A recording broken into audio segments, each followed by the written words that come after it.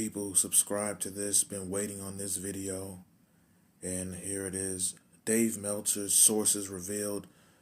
Before anything, hit the like button, subscribe, share. In the description, hit the Cash App if you want me to review AEW or Raw or SmackDown or this current wrestling shit.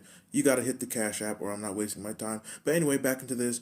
Dave Meltzer's sources. Now, for those who don't know, Dave Meltzer is a loser. An internet typist. He's been hitting keys for years, and he writes a newsletter for about 80 years about New Japan, and he hates American wrestling, but he loves Japanese and Mexican. You know, Meltzer is married.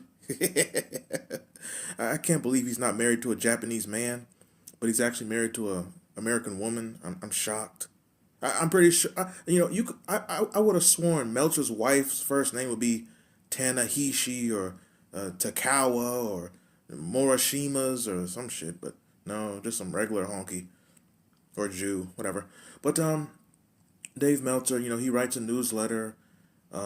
He's a hypocrite. He always has been. It's not that he's a liar, but he gets a lot of things wrong and then acts like he doesn't. He loves to say, "I can't afford to be wrong." Well, you've been wrong for years and years and years, but things change. Anyway, he started this I think back in the '70s as a kid. I mean, he's been a loser mark for years, but I think he started around 12 or something, whatever the case. But Meltzer, his first way into wrestling was he was a kid in the San Jose, San Francisco area. He go to the local shows. This is when I believe Roy Shire and Patterson was a big deal, and Pat Patterson plays into Dave Meltzer a lot in a way that you may not believe, but that's later on in this video. But he made his way around the shows that way, and he actually was a sports writer, and Frank DeFord, who's like a legendary media person who I believe passed away. He was friends with Frank DeFord, and Meltzer actually wanted to be like a baseball, football writer, and I believe he was.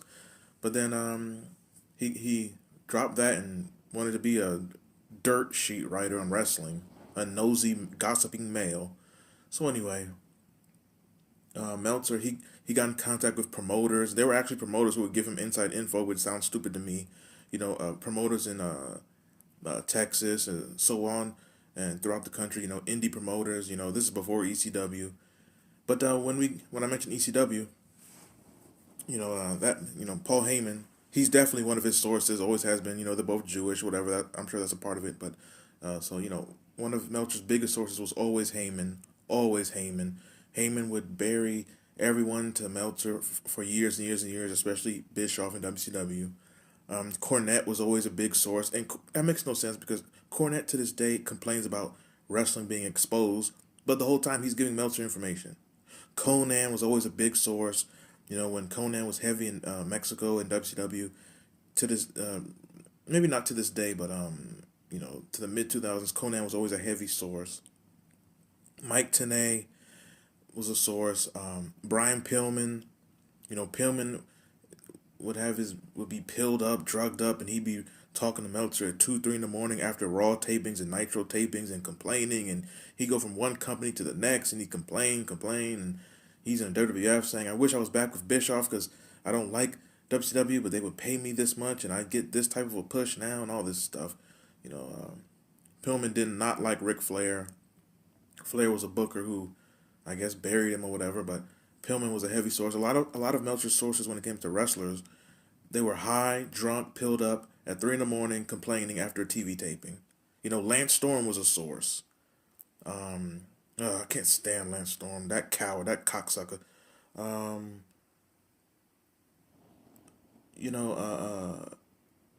Meltzer worked in the WWF in the late '80s for a short period, and during that time, he got a lot of sources in the ticketing department, attendance department, promoting department. So that's how he gets the numbers when they're private. That's how he exposed WrestleMania 3's attendance being exaggerated. A lot of his sources are people you would not know. So if I said their name, you wouldn't even know them. But a lot of his sources are in the ticketing, the marketing, promotions, merchandise departments. A lot of his sources. That's how he gets so many numbers. One thing about Meltzer, I will give him, he reports the business of wrestling. Everything else is his moronic opinion of 18-star Japan matches. Oh God, who gives a shit? If there's one thing you don't listen to, it's Meltzer's opinion on matches. He's the same idiot genius that said Hogan vs. Rock at WrestleMania 18 wasn't that good if you watch without the sound. Why the fuck would you watch a match with no sound? But he'd never say that about a Japanese match because, oh yeah, the crowds are dead. So don't have to worry about sound. But Meltzer and all these other clowns, they're so desperate for information. They would do anything. I mean, Meltzer would buddy up. Pat Patterson was a rainbow man, a fruitcake. But Pat Patterson's a legend. He's a legend, but he was a fruity man. And Meltzer was so anxious and so hungry for information. He would buddy up to Pat Patterson's lover, who passed away in the 90s. But he would get close. He would get close to a homosexual person's lover just to get info on wrestling. That's how deep Meltzer would get. Wade Keller is known for this too. He would try and buddy up to wrestlers' wives. Oh, somehow Keller would get contacts of wrestlers' wives, and he'd contact them when wrestlers were on the road, and Meltzer would say, oh, I know he's on the road, and you're lonely, and you have the kids, and if you need someone to talk to, and I'm always here, and I'm in the wrestling business. Oh, really, you are? Yeah, he'd run that scam, but that's Wade Keller. Who cares about him? He's another fruity man, too. But him and Meltzer had their little whatever. Anyway, so Meltzer would go that far to get next to Patterson's lover, and that ain't love. That's a dark satanic lust. But that's another topic. But you know, a lot of Meltzer's sources, they seem to like turn on him nowadays. Cornette doesn't like him, but Cornette still subscribes to him. I don't understand that.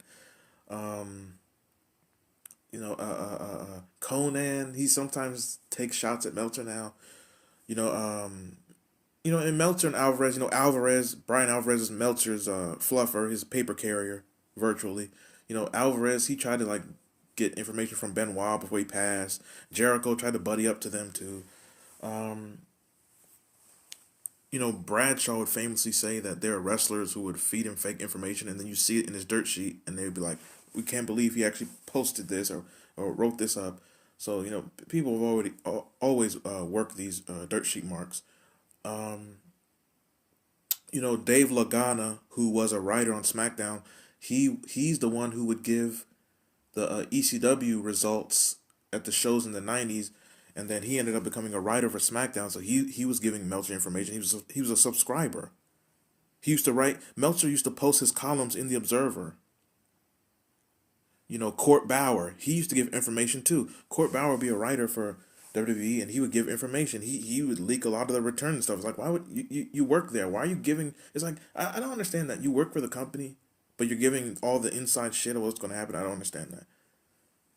And now Court Bauer, he can't even find a TV deal. MLW's TV is changing every 3 weeks. But Court Bauer was one. There's a lot of sources over the years. But like I said, a lot of the sources were complaining wrestlers who wanted to vent to someone, and then or a lot of wrestlers would they would subscribe to his newsletter, but they'd use like an alias or their wife's credit card or something. But to me, his sources have always been it's just like cowardly nonsense. And it makes no sense, especially like the ones. Why would you reveal to him who's returning or what's about to happen? Like that makes no sense. How does that help the wrestling business? But and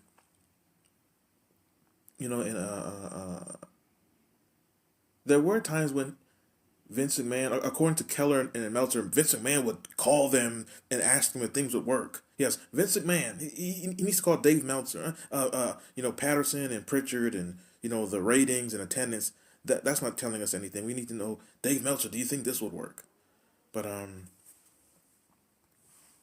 obviously people like Young Bucks.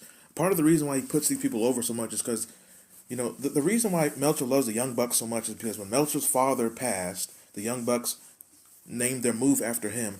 And you have to understand, Dave Meltzer has always been a certain way, but when his father passed, that's when he went into this insane overdrive. He didn't start doing these 8-star matches till his father passed.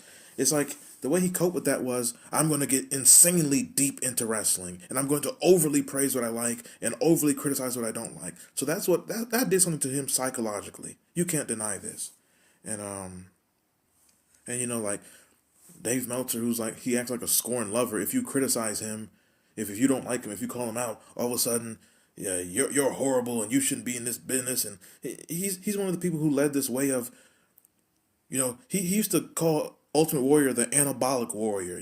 He always, Meltzer, he started this thing of, he hated any wrestler who was tall with a physique. And he always criticized women's appearances. Francine and I think Charlotte Flair. But if you're a Japanese woman with no curves who looks like nothing, but you do 1,000 moves, oh, he loves you. I'm sure he creams his pants whenever he saw them. Oh my God, they have Asuka, or whatever her name is. Oh, just disgusting. And him and Cornette being so close in the early 2000s when OVW was hot, Cornette would siphon and give a line to a lot of his OVW guys to Meltzer so they can plant the seed of, well, if you make it anywhere, hey, you'll always have Meltzer to talk to. So Cornette, and just the part of Cornette is so hypocritical. Cornette is the number one person screaming about protecting wrestling, but he was always talking to Meltzer, and then he gave wrestlers he likes a line to Meltzer. So it just makes no sense. You want them to privately expose wrestling, sort of, but not, like, it just makes no sense. Cornette's a moron. Have you seen his wife? Anyway, when Cornette's in TNA, that's most likely how the Observer used to report the TNA pay-per-view buys, because those were not public. And Raven was a source for Meltzer. Raven, Heyman, and Meltzer, that whole Jewish circle, that was always a thing. And I like Raven. Anyone who knows me, Raven's my favorite wrestler of all time. But he used to talk to Meltzer. Raven and the little cliques that they were heavy into this internet stuff. A lot of the ECW guys were into that internet, which was kind of their audience. But I don't know. I just don't understand what positive are you getting out of giving Meltzer information. I don't understand that. Also, when it comes to getting information in wrestling, the easiest people to build something with is an up and comer. You acknowledge someone who hasn't made it yet. A lot of the if you remember Beyond the Mat, I believe it was oh Lord, if you remember Beyond the Mat, I'm forgetting their name right now. But in the part where they had like the two tryout wrestlers, there was like the thin black guy, I think Tony Jones, and Mike Modest, that was it. They were sources for Meltzer because sometimes just having a developmental guy or a up and comer, just having them, hey, I heard you're going here. Hey, here's my number. I'm a writer. Hey, why don't you call me when it's over? Tell me how it was. What did you see? And they might give the slightest story, and they'll twist that or turn that into something. So people like Meltzer, they'll do anything to get any information on anyone. Missy Hyatt was a source for Dave Meltzer, a heavy source. Missy Hyatt, well, if you know Missy Hyatt, she can't keep her mouth closed in any situation or any other hole. But oh God, Meltzer was a mark for Ric Flair. Meltzer's two favorite wrestlers of all time is Flair and a Japanese wrestler who died named Jumbo Tsuruta. And he was a mark for Flair. And Flair is an insecure person. He admits that. If you watch his 30 for 30, he says that. Flair is the type of person, if you acknowledge him, he loves you. Pay a bar tab, he loves you. That's how Con Man Thompson got in this business. So Flair always loved Meltzer because Meltzer would cream himself over Flair. And through all these sources and through his own lunacy, Meltzer and Keller and Alvarez and Bob Ryder and all them people, they're the ones who created the way that the AEW audience thinks. They created this internet way of thinking. That idiot David Bixenspan, that moron, I would love to DDT him. What an idiot! If no one even knows who that is, he's some small hat. He likes the kosher dogs, the long ones. But Brian Last, who's Cornette's, he's probably another one, another jock sniffer. He holds Cornette's briefcase, but I'm sure he was giving Meltzer information on the northeastern indie scene back at the time because he was a failed trash announcer. But I mean, I think I've given a hell of a list of names. You know, Terry Funk, the great Terry Funk. He for some reason he always liked Meltzer, so he was. And when I say these people were telling him things, what they were telling him was complaints or dirt. But sometimes they might just be telling him how something went. They might be telling him something funny, but he would twist it into something, or he just make certain people look horrible. You know, the internet people. You know, they hate Hogan, they hate Nash, they hate Warrior, but they love Brian Danielson, they love Eddie Guerrero, they love. It's like they hate Sid. All this came from him. Melcher was one of the people. He was one of the people who's like, The Rock. All he does is kick and punch, and he's really not that good. I'm sorry. The Rock was selling out NBA arenas. Wrestling is not about moves. It's about drawing. Drawing means selling tickets. The Rock, literally, his nickname was the whole electrifying. That was really true because like he really was him and Austin. Like, but no. To Dave Meltzer, if you don't have a oh God. Oh my God. Cannot stand him. But this is about Meltzer, but obviously I mentioned Keller, and there's so many stories on these clowns. There's a story where in the Nitro era, WCW was doing a show in Minneapolis, Minnesota, which is where Keller's from. And I think after a WCW show, Keller, there was a bar that oh my God, I cannot speak. There was a bar that the wrestlers went to, and Keller came in the bar, and then Dean Malenko went up to him and threw him out the bar. He threw him out the bar, and Keller left like a bitch. now, Dean Malenko's like 5'8". Wade Keller is like 6'3". And Dean Malenko just punked his punk ass. But Keller, if he talks about this story, he acts like, oh, I left because I wanted to, and I laughed at him, and I just walked off. Please. Please. Dean Malenko would have stretched his ass, which Keller is into. He's like Patterson. But there's so many stories on these people. Alvarez, that idiot, that Kermit the Frog, he's a coward. He'll talk crazy about Strowman, or he used to in the Attitude Era. He used to talk so crazy about Big Show or Billy Gunn. This midget, if he saw these people, he would cream his pants and ask for an autograph. There's so many stories I can tell on these people, so many. But that'll do it. Like, share, hit the Cash App, subscribe, leave a comment.